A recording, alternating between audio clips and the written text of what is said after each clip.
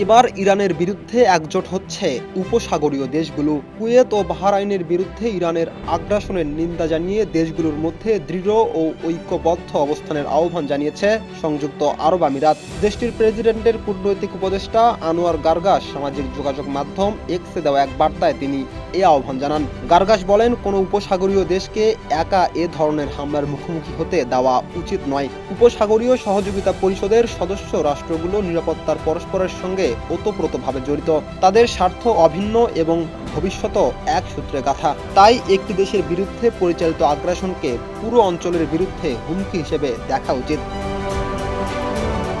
গারগাসের এই মন্তব্য আসে ইরানের কথিত প্রতিশোধমূলক হামলার পর। আন্তর্জাতিক মিডিয়ার প্রতিবেদনে দাবি করা হয়েছে, ওই হামলায় কুয়েতের প্রধান আন্তর্জাতিক বিমানবন্দরের একটি টার্মিনাল ক্ষতিগ্রস্ত হয়েছে। এতে কয়েকজন আহত হন এবং সাময়িকভাবে বিমান চলাচল বন্ধ রাখা হয়।